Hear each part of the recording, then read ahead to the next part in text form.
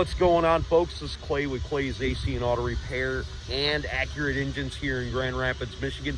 Today I'm going to show you something super trick and hopefully save you a couple bucks. And if I do and you got a question for me, you can hit me up on Clay's AC and Auto Repair on the Facebook Messenger. I certainly try to answer all the questions I possibly can. And if my video helps you at nighttime while you're sleeping, open up that old laptop, put on one of the Clayway super playlists. Probably tips and tricks would be great. Turn the volume down so you don't have to listen to me yammer. Let them videos play from front to back. That's how we get paid our super 0.2 of a cent per view. But anyways, remember, if anyone else can do it, you can do it too.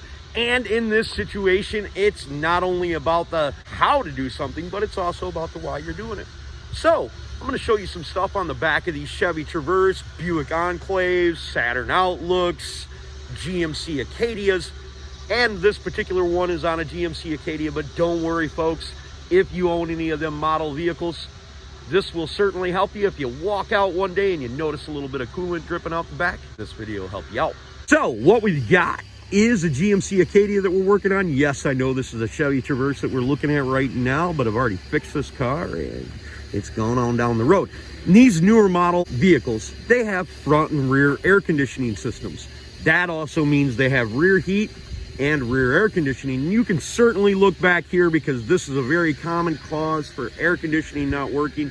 They'll create leaks back by the evaporator, but this video is about when you walk out and you have a bunch of little coolant dripping out the back here, or it looks like water or whatever, it's dripping out of there.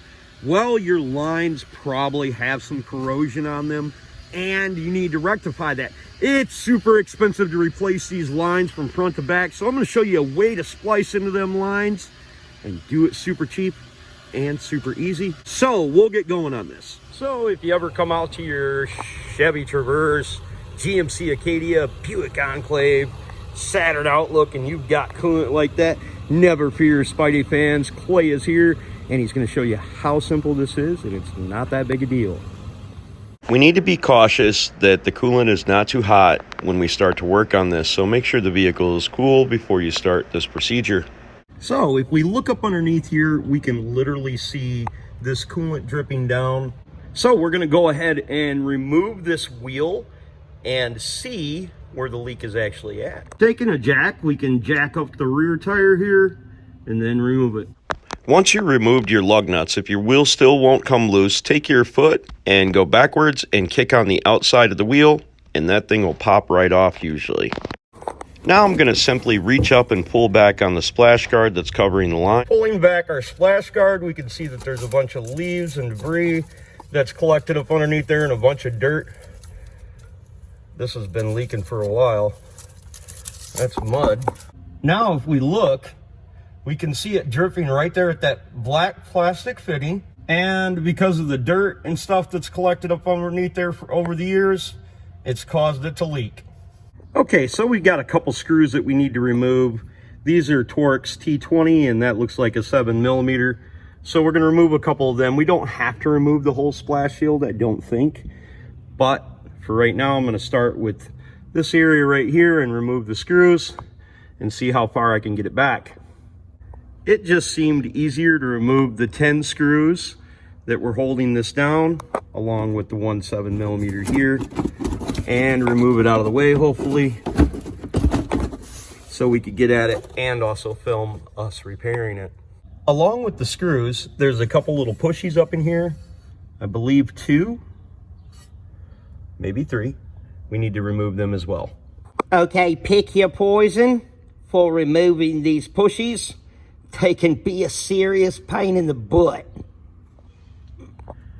So for this particular one, I took my screwdriver, pried it out a little bit, and then got my pry tool underneath there.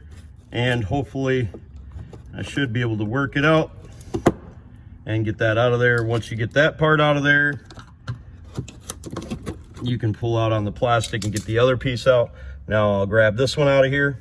Okay, so with that off there, we can definitely see that it's dripping from underneath this holder right here. And we can also look and see that there's some, corrosion right here. So more than likely this has a little leak too, but it's depressurized from right here. and not causing that to leak. So we're gonna end up cutting this line right here, and we're gonna replace it with the heater hose, and we're probably gonna cut it up inside here. So what we're gonna need is a heater hose repair kit, so we can cut all of this bad portion out and just hose clamp it and put it on.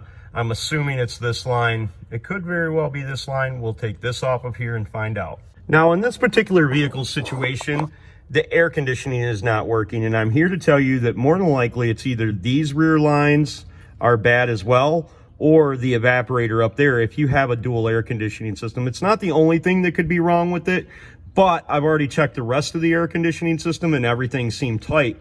So my presumption is that back here, it's probably got a leak. Now with the 10mm, we're gonna remove the nut off of there, and we'll be able to remove the plastic cover and expose exactly where our leak is coming from back here.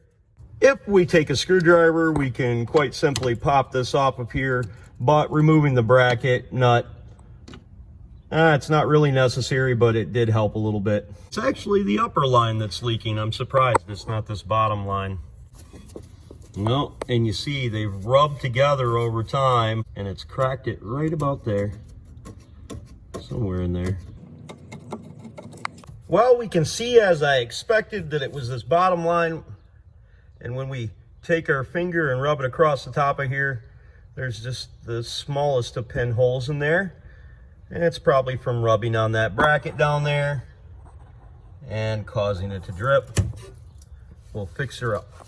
So for the rubber portion of the line, we can just cut that with a knife or any, hose cutter or whatever.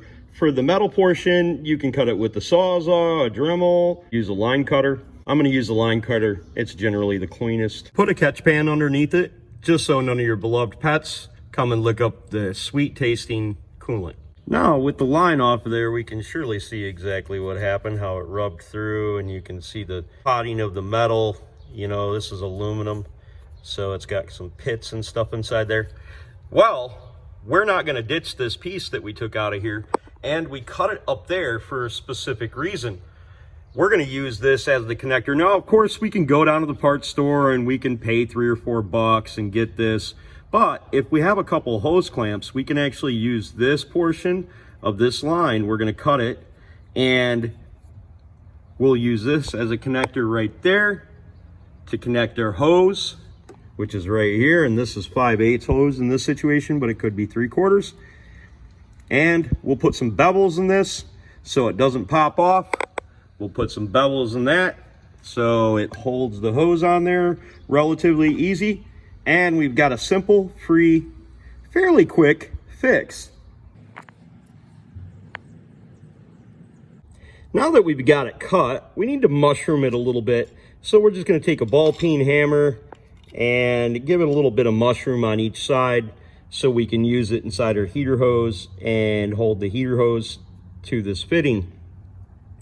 One of the ways that we can do that as well is we could take a punch that's a little bit bigger than that, jam it down in there. Also, once we get it mushroomed a little bit, just for some extra goodness, we'll go ahead and take a file it like this, just to give it a couple ribs so the rubber has something to grab onto.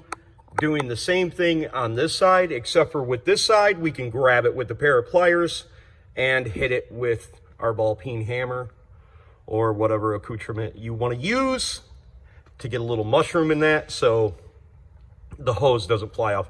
Obviously, we're going to use hose clamps on this situation, and it's not really too much of a worry, but we'd rather be safe than sorry. Hitting it with the ball peen hammer on the concrete gave it a nice little bevel, and that should suffice for a good connector. Okay, so we can kind of see where we push that in there. Basically, what we want the most is that the clamp has full coverage and we have enough sticking out to stick inside the other hose. So right there should be about perfect, because this is where our line stops, and this will give us a nice clamp right there. We've also got this filed down quite a bit, so it'll have something to grab onto, and I hit it with a hammer and got a little bevel in there as well. But I'm really not all that super worried about this thing falling off of here. I just wanted to make sure that I showed you folks the right way to do this, and you know, what'll be given the most successful way is the way that I told you. Okay, so the intention of these brackets back here are to not have these lines move and rub holes in them. Obviously, it has a little bit over time. So when we go to put this back in here, we want to make sure it doesn't touch any of these harsh corners right here and rub through our holes prematurely. So we're going to make sure that we zip tie this up. Now, more than likely, this line is going to cause the inner fender liner to bulge out a little bit, but that's what we get for saving, you know, how many ever hundreds of dollars and how much ever time it would have took us to do this line itself from the front to the back. Or imagine what we would have had to pay the dealership to replace this line. They certainly wouldn't repair this line like this, but even if you went to the hardware store or the parts store and you bought connectors and hose clamps, you might be out $5 and have a very good solid repair that you'll be able to remember in the future, and you'll always know what to check back here. So I'm going to take a bunch of zip ties and I'm going to hold this and get it as tight and as close to the body as possible without it moving and without it contacting any of them edges, and we're good to go. Okay, make sure that your hose clamps are not going to contact this. This sharp edge doesn't touch this rubber hose right here, or you'll create problems for yourself. So once I got one fixed, I realized the other one was still dripping, so I ended up making a little connector in there as well. Now, if you're worried about this stuff rubbing up against one another, you can just take an old shop rag or something like that, wrap it around it, and also the rag will grab moisture and you'll be able to see it if it does anything. But for the most part, this repair should last a couple of years and be just fine. We also want to make sure that we don't have any kinks in our lines, just like that. So you may need to shorten your adapter hose if you have that situation like me. I may have went a little bit crazy with the zip ties, but this is solid and they're connected together very well. So I'm actually very pleased with how it came out on a budget anyways. You know, we could have spent the money and it wouldn't look like this, but with the cover over it, you won't ever see it. And I'm certainly for sure that these connectors will probably rot out before any kind of rot gets inside here to rot this out, because you can see a little cheese right there. But it's not leaking right now, so we're going to leave it alone. But Frank tells me that these leak here all the time, so this will get us by for a while on a budget. Pretty much like it never happened. Now we want to make sure that we have enough clearance in between our tire and our sidewall right here. We don't want it rubbing up against the side. So hopefully that video was helpful and you guys got that vehicle fixed, and it saved you a couple bucks if I did. Remember to look me up on Clay's AC and Auto Repair on the Facebook Messenger. I'll be certainly happy to try to help you out. Next time you need an engine, look me up down here at Accurate Engines, and I'll see if I can help you out. Remember, if anyone else can do it, you can do it too. Don't be the next to them, be the first to you. God bless and have the best of days.